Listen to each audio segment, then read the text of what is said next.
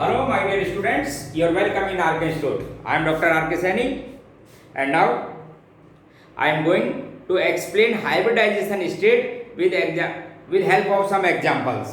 देखो for example इससे previous class में मैंने आपको हाइब्रिडाइजेशन स्टेट कैसे डिटरमाइन की जाती है और हाइब्रिडाइजेशन एक्चुअल में क्या है, पॉलिमर्स लेटर ने जो ये दिया था उसके बारे में इंट्रोड्यूस किया था।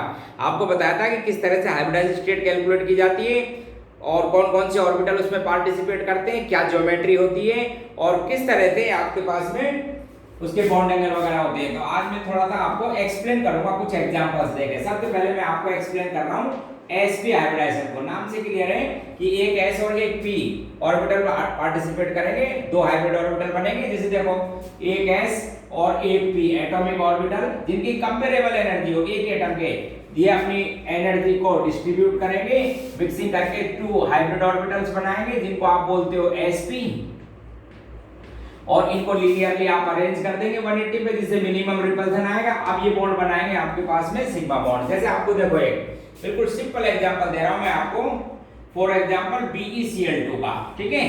तो सबसे पहले सेंट्रल एटम बेरिलियम का इलेक्ट्रॉनिक कॉन्फ़िगरेशन ग्राउंड स्टेट में होता है 1s2 एंड 2s2। इस ग्राउंड स्टेट के अकॉर्डिंग इसको कोई बॉन्ड नहीं बनाना चाहिए। तो ये जब ये दो बॉन्ड बनाएगा तो एक्साइटेड स्टेट में बनाता है।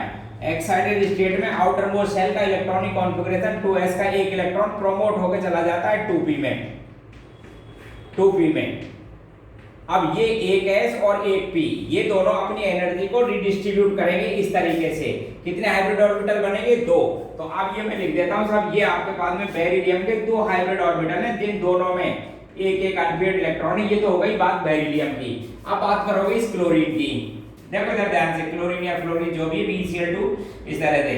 क्लोरीन के पास में आउटर मोस्ट शेल में इलेक्ट्रॉन होते हैं 7, 3s2 एंड 3p5, 7 electron according to VBT। Covalent coordinate bond किसकी फॉर्मेशन से बनता है? Overlapping of atomic orbital. तो ये तो आपके पास में p ऑर्बिटल जिसमें अनपेयर्ड इलेक्ट्रॉन हो, और ये बेरिलियम के sp हाइब्रिडाइज्ड ऑर्बिटल, ये भी कौन सा था? sp hybridized. इधर एक ओवरलैप करा देंगे क्लोरीन के p ऑर्बिटल से, एक बॉन्ड बन जाएगा सिग्मा बॉन्ड। और ठीक इसी तरह से एक का यहां पर ओवरलैपिंग करा देंगे p ऑर्बिटल का क्लोरीन से, ये भी बन जाएगा आपके पास में कौन सा? Sigma bond. तो साहब अब देखिए, आप जो आपको VBT की लिमिटेशन थी ना उसको मैं आपको समझा देता हूं। पहली लाइन बोलो, कंपाउंड की ज्योमेट्री कैसी हो गई? लीनियर। बॉन्ड एंगल कितना होगा? 180। और आपसे पूछूं बताओ बेरिलियम का ये बॉन्ड स्ट्रॉन्गर है या ये? तो आप बोलेंगे दोनों आइडेंटिकल, क्योंकि आपको मैंने बता दिया था कि हाइब्रिड ऑर्बिटल्स इक्विवेलेंट एनर्जी के होते हैं और एक जैसे शेप के होते हैं। तो ये आपके पास में एग्जांपल था BeCl2 का। क्या हाइब्रिडाइजेशन स्टेट? sp। अब मैं बोल सकता हूं, देखो इसको मैंने VBT से, मेरे पास एक्सप्लेनेशन नहीं था इसका कि साहब ये लीनियर क्यों है, because no relation between 2s and 2p according to their bond angle, but here according to hybridization state they arrange linearly and bond angle 180। Clear? तो एक एग्जांपल था। अब एक दूसरा एग्जांपल और आपको एक्सप्लेन करता हूं, ध्यान से देखना। इसी sp का एक sp का एग्जांपल और आपको एक्सप्लेन करता हूं, ध्यान से देखिए।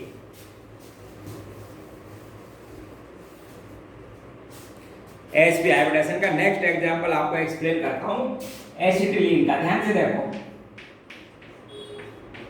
ये आपके पास में एसिटिलीन मॉलिक्यूल है। बोलो कितने सिग्मा बॉन्ड? बोले एक सिग्मा बॉन्ड ये, एक सिग्मा बॉन्ड ये, इसलिए दो सिग्मा बॉन्ड को क्या बोलोगे? sp hybridization. इसका भी क्या होता है? sp hybridization. दोनों sp में। कार्बन का इलेक्ट्रॉनिक कॉन्फ़िगरेशन ग्राउंड स्टेट में होता है 2s2 and 2p2। Ground state में बोलो कितने बॉन्ड बना सकते हैं? ये ओनली 2। और कंपाउंड कैसा है? ये टेट्रावैलेंट। इसका मतलब ये कंपाउंड ग्राउंड स्टेट में नहीं बना हुआ, किसमें बना हुआ है? एक्साइटेड स्टेट में। तो आप सबसे पहले एक्साइटेड स्टेट का कॉन्फ़िगरेशन लिखेंगे। 1s के इलेक्ट्रॉन को प्रोमोट करो 2p में।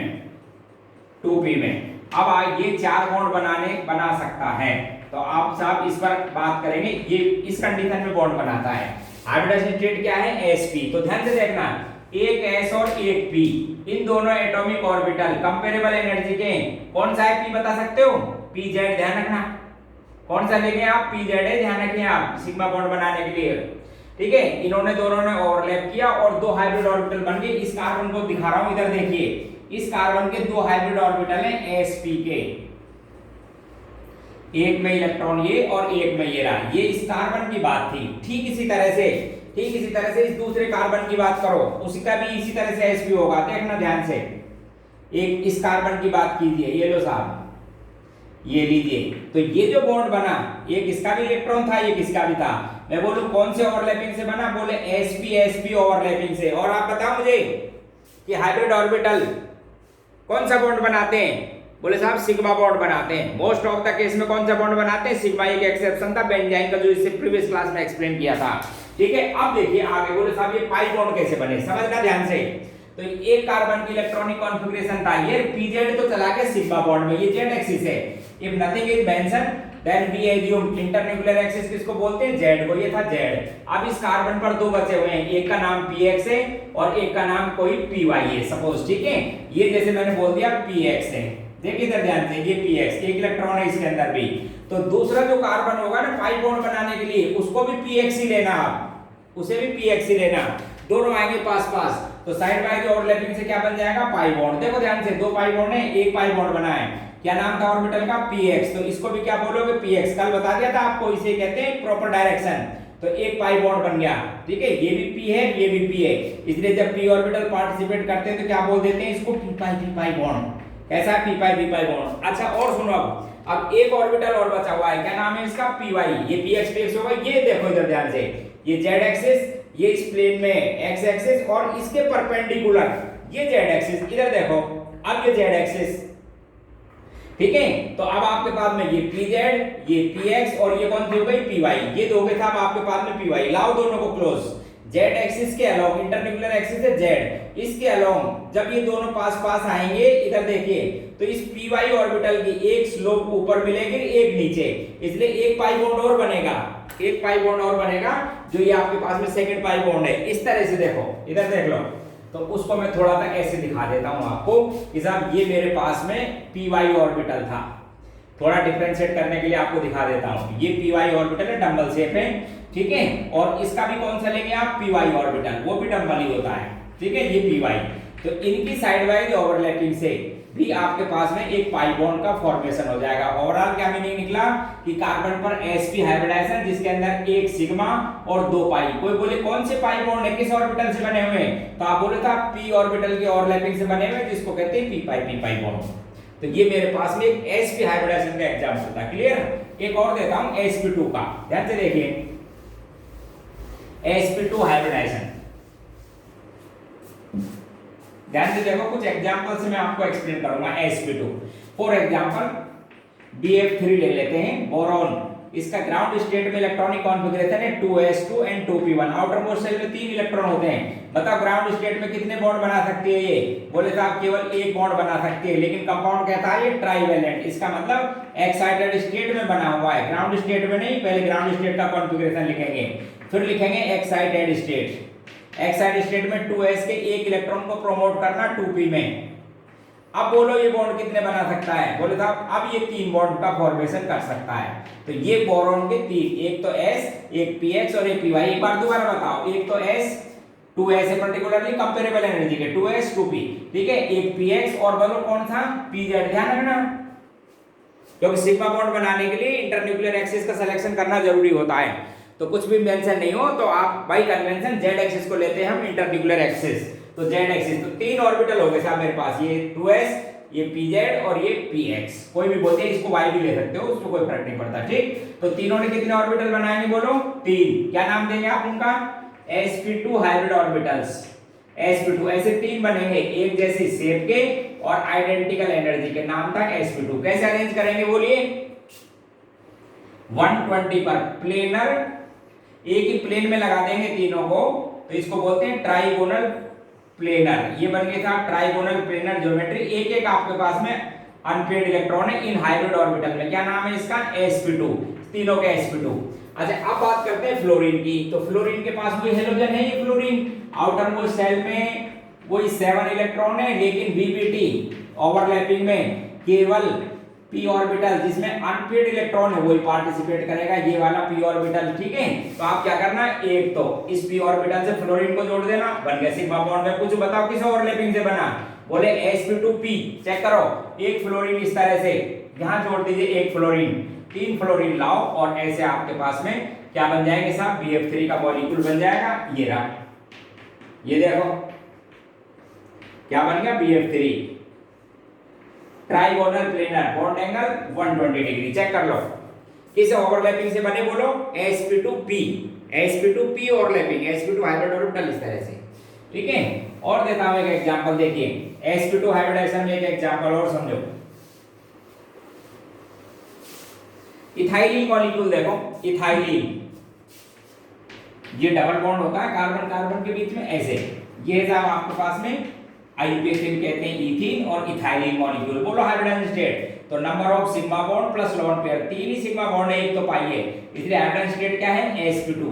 तो 2 कार्बन है आपके पास में, कार्बन का भी बता दिया था इलेक्ट्रॉनिक कॉन्फ़िगरेशन, एक्साइटेड स्टेट में बॉन्ड बनाएगी 4, तो एक्साइटेड स्टेट में ही लिख देता हूं डायरेक्ट, ये इसका एक्साइटेड स्टेट में इलेक्ट्रॉनिक कॉन्फ़िगरेशन। चेक करो हाइब्रिडाइजेशन स्टेट क्या आई बोलिए, sp2, इसका मतलब ये 3 ऑर्बिटल तो गए कहां पर, सिग्मा बॉन्ड में, ध्यान रखना sp2 हाइब्रिडाइज्ड ऑर्बिटल बना दिए, ये तो 3, ठीक है। लिख देता हूं इस कार्बन के तीनों को, देख लो आप एक बार ध्यान से देखो, ये 3 हो गए था मेरे पास में sp2 हाइब्रिड ऑर्बिटल्स इस कार्बन के,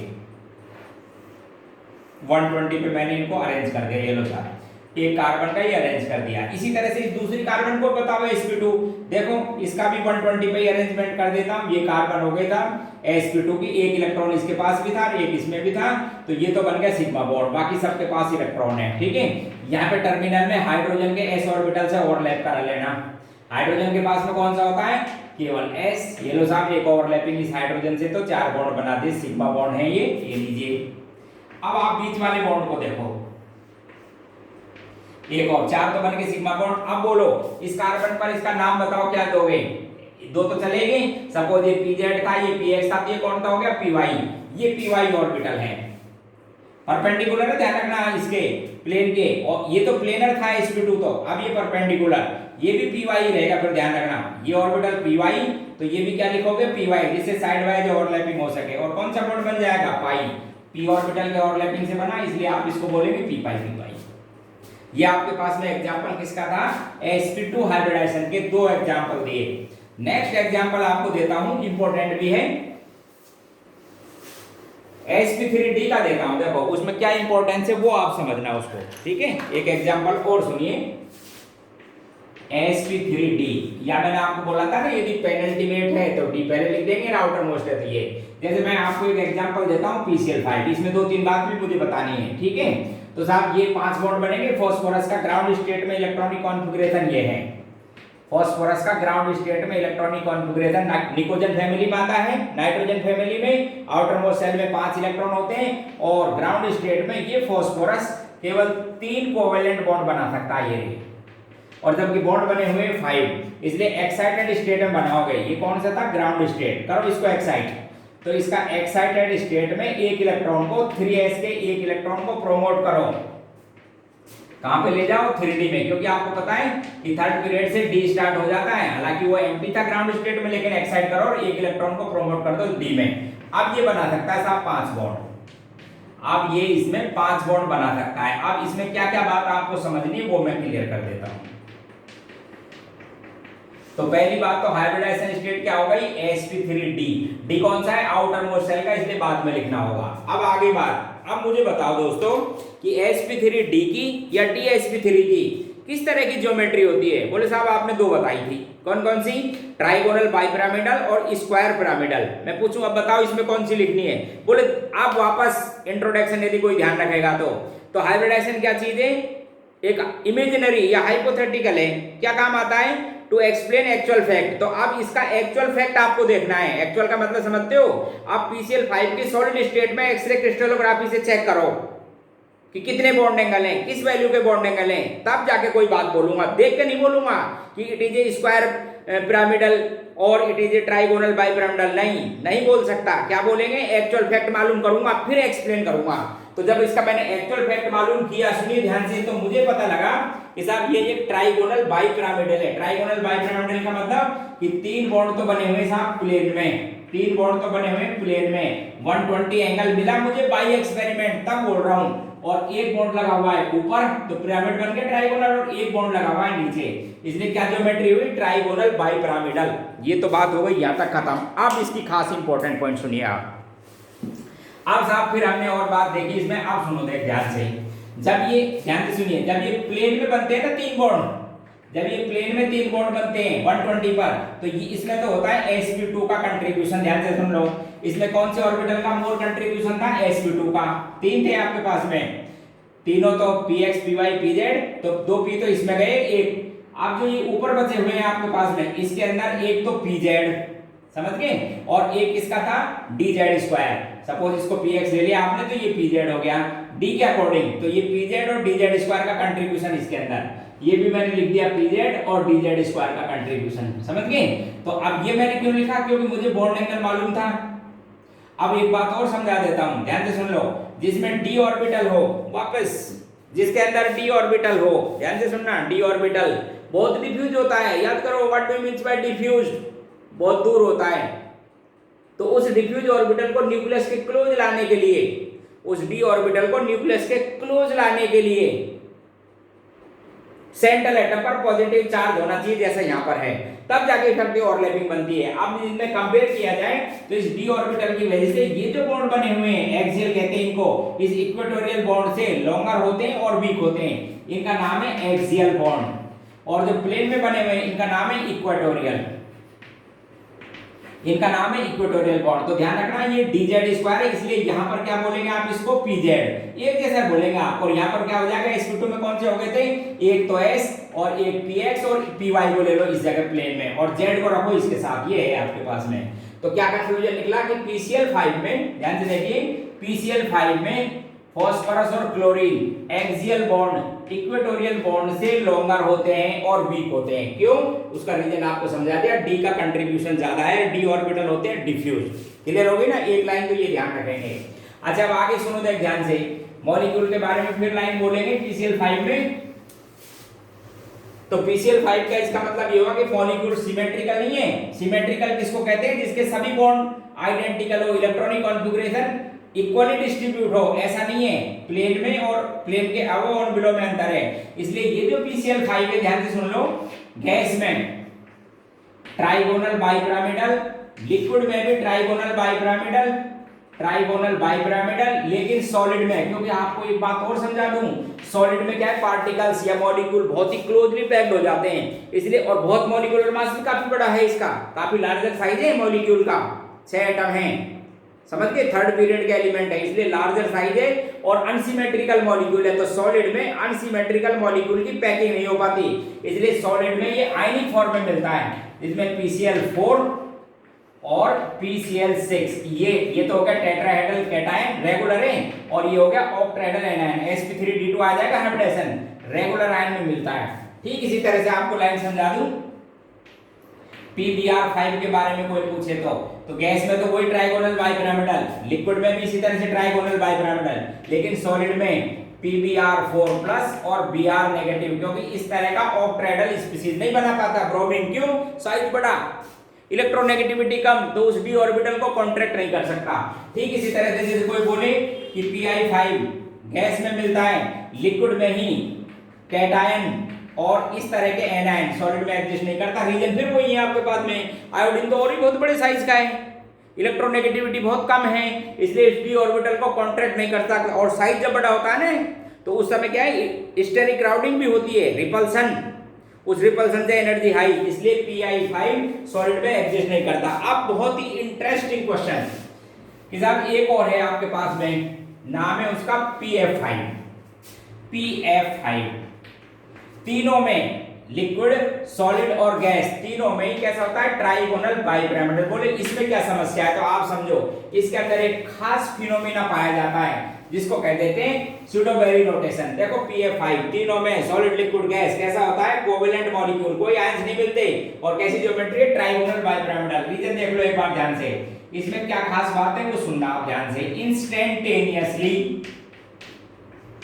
इंस्टेंटेनियसली ये एक्सियल और इक्वेटोरियल फास्फोरस एक दूसरे से पोजीशन एक्सचेंज करते रहते हैं। कैसे कि फास्फोरस, देखो आपका रीजन समझाता हूं, चारों हेलोजन में हाईएस्ट इलेक्ट्रोनेगेटिव एलिमेंट और छोटा साइज का। हाईएस्ट इलेक्ट्रोनेगेटिव का मतलब तो मैं आपको ये बता दूं साहब, बॉन्ड को काफी अपनी ओर अट्रैक्ट कर लेता है। और स्मॉलर साइज ये कहता है कि इसके जब ये इलेक्ट्रॉन को अट्रैक्ट कर लेगा तो एम्प्टी ऑर्बिटल में इलेक्ट्रॉन डोनेटिंग टेंडेंसी बढ़ जाएगी, तो ये बाहर निकला और उसकी जगह ही आया। तो होता क्या है कि इस बैरी स्यूडो रोटेशन जो मैं बोल रहा था ना, बहुत इंपॉर्टेंट फिनोमेना, ध्यान सुन लो। स्यूडो बैरी रोटेशन, इस स्यूडो बैरी रोटेशन में फ्लोरीन के साथ ही होता है, ध्यान रखना। पीएफ में जो फ्लोरीन के बॉन्ड है एक्सियल और इक्वेटोरियल इंस्टेंटेनियसली अपनी पोजीशन चेंज करते रहते हैं, इसलिए ओवरऑल जो मॉलिक्यूल है वो नियरली सिमेट्रिकल बना रहता है। इसलिए सॉलिड लिक्विड गैस तीनों में कोवेलेंट नेचर का कोई आयंस रिपोर्टेड नहीं है। ट्राइगोनल बाइपिरामिडल, क्लियर, ध्यान रखना आप, इस क्वेश्चन को आता रहता है ये। तो ये था आपके पास में पीसीआर साइन का। एक और क्वेश्चन समझाता हूं आपको, बहुत छोटा था है, देखो इधर। बोले साहब जो ये H2SO4 है, कंपाउंड है H2SO4, इसके अंदर जो पाई बॉन्ड है ये किस टाइप के पाई बॉन्ड है? पी पाई है या पी पाई डी पाई है? ध्यान से देखो, या बोले डी पाई है। आप समझिए which type pi bond present in H2SO4। तो पहले तो आप क्या करना है, H2SO4 की स्ट्रक्चर लिखेंगे, ये लो साहब। और बताओ इसके अंदर इस सल्फर पर क्या हाइब्रिडाइजेशन स्टेट है? बोले सिग्मा बॉन्ड है 4 और लॉन पेयर है नहीं, इसलिए 4 का मतलब हुआ साहब sp3 हाइब्रिडाइजेशन स्टेट है। अच्छा वैलेंसी बताओ, ध्यान से सुनो, बहुत सी बात बताइए। What is the valency of sulphur? बोले 6, तो 6 वैलेंसी में ये कंपाउंड बनेगा। अब देखना ध्यान से, क्वेश्चन को समझ लो एक बार। सबसे पहले we write structure of sulphur and predict hybridization state, बोले sp3, and then write electronic configuration of sulphur in this form by which it makes 6 covalent bond। तो मैं 6 कोवेलेंट बॉन्ड के लिए इसकी इलेक्ट्रॉनिक कॉन्फ़िगरेशन लिखता हूं। सल्फर ऑक्सीजन फैमिली में आता है, ध्यान रखना। इलेक्ट्रॉनिक कॉन्फ़िगरेशन है ग्राउंड स्टेट में 3s2 और 3p4, 6 इलेक्ट्रॉन होते हैं आउटर मोस्ट सेल में, और आउटर मोस्ट सेल में ये जो 6 इलेक्ट्रॉन है ग्राउंड स्टेट में बता सकते हो कितने बॉन्ड बनाने की एबिलिटी है इसमें? Only 2, like as oxygen. Ground state में नहीं बनेगा 6 बॉन्ड। तो फर्स्ट एक्साइटेड स्टेट की बात करो, फर्स्ट एक्साइटेड स्टेट में 3p का एक इलेक्ट्रॉन 3d में करो। मैं बोलूं बताओ फर्स्ट एक्साइटेड स्टेट में कितने बॉन्ड बनाने की एबिलिटी है? बोले 4। देख लो इधर 4, इसमें भी नहीं बना हुआ है, इसमें भी ये नहीं बना हुआ है क्योंकि ये 4 ही बॉन्ड बनाए। और करो एक एक्साइट, सेकंड एक्साइटेड स्टेट की बात करो, 3s के एक इलेक्ट्रॉन को ले जाओ 3d में, और हाँ अब बन जाएगा 6 बॉन्ड। अब देखना दोस्तों इसको और थोड़ा समझने की कोशिश किया करो। अब साहब ये कितने बॉन्ड बना सकता है? 6 बॉन्ड बना सकता है। देखिए अब आप ध्यान से, अब पहली बात बताओ हाइब्रिडाइजेशन स्टेट कितनी? sp3, वैलेंसी 6 में ले आया, और sp3 का मतलब गए बॉन्ड बनाने में सिग्मा, तो ये 4 ऑर्बिटल तो बना देंगे सिग्मा बॉन्ड। देखिए अब आप ध्यान से, अब ये बचे हुए 2, अब देखेंगे आप कौन सा बॉन्ड है। सबसे पहली लाइन आप क्या करोगे, हाइब्रिडाइजेशन स्टेट डिटरमाइन करोगे, फिर कंपाउंड जिस स्टेट में बनेगा उसका कॉन्फ़िगरेशन sp3 का मतलब आपको समझा दूं कि साहब 4 तो बना दो सिग्मा बॉन्ड। किससे बना दीजिए सिग्मा बॉन्ड? 4 ऑक्सीजन से, बोरी ये लो बन गए ना 4 सिग्मा बॉन्ड। अब बात करते हैं पाई बॉन्ड की, ठीक है?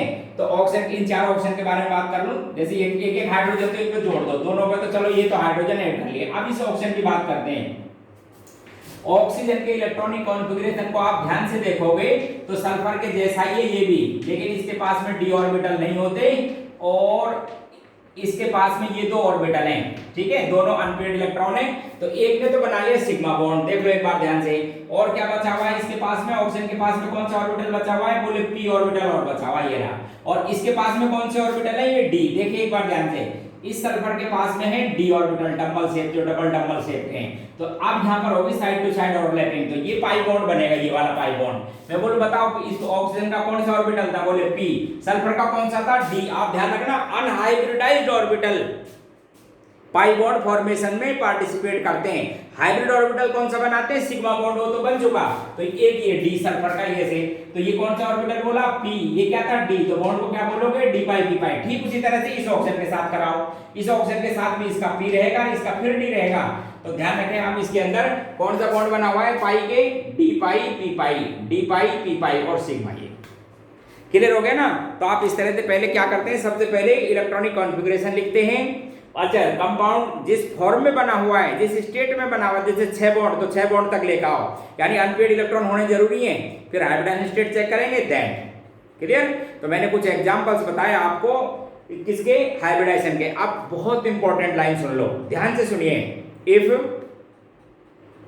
ओनली बॉन्ड पेयर, ध्यान से सुनना, इफ ओनली बॉन्ड पेयर, जब दो तरह के इलेक्ट्रॉन पेयर होते हैं, एक तो बॉन्ड पेयर, बॉन्ड का मतलब जिसमें बॉन्ड बना हो एटम ए और बी के बीच में, और एक जो बॉन्ड नहीं बना है जिसको अनसेट कहते हो। आप सुनते जाओ, if only bond pair present in the valence shell of central atom and all bonded atom are identical, दो condition, if only bond pair present in the valence shell of central atom and all bonded atom are identical, then the geometry of the molecule is equivalent to their shape, or we can say shape of the molecule is similar to their geometry। यानी इस case में molecule की shape और molecule की geometry, geometry किसका नाम था, hybrid orbital का अरेंजमेंट, उसके जैसी, बॉन्ड एंगल सब चीज उसके जैसा, और मॉलिक्यूल को क्या कहते हैं, रेगुलर। ध्यान से सुनिए, रेगुलर। अब दूसरी line, if lone pair and bond pair present in the valence shell of central atom, और एक तो कंडीशन ये हो सकती है, और दूसरी बात बोल रहा हूं, all bonded atom are not identical, then molecule is known as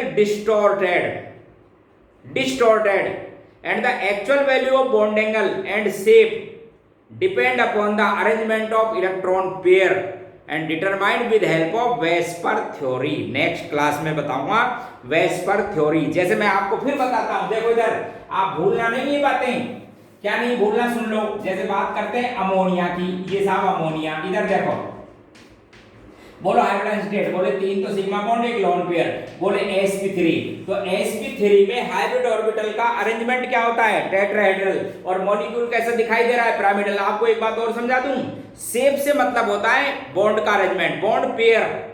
तो बॉन्ड पेयर तो ऐसे थे, देखो ये अमोनिया में आपको समझा दूं, ये तो नाइट्रोजन, एक हाइड्रोजन, ये एक हाइड्रोजन, ये 3 हाइड्रोजन लगे हुए हैं ऐसे। अब आपको इसको मैं जब प्लेन में लिखूंगा तो पिरामिड हो गया ना, ध्यान से देखो, ट्राइगोनल पिरामिड जैसा, और लोन पेयर ऊपर, तो लोन पेयर थोड़ी दिखाई देता है शेप में केवल क्या दिखाई देते हैं, बॉन्ड। आप जब एक्सरे क्रिस्टलोग्राफी डालोगे तब यही तो दिखाई देंगे साहब, 3 बॉन्ड बन रही है। अमोनिया देख लो एक बार, ये अमोनिया है, एक नाइट्रोजन सेंटर में, एक H, तो ये दिखाई देंगे मुझे, समझ रहे हो मेरी बात, लोन पेयर नहीं। तो मैं बोलूं ये शेप क्या है, बोले पिरामिड, आप समझो इसको, शेप को क्या बोलेंगे, पिरामिडल।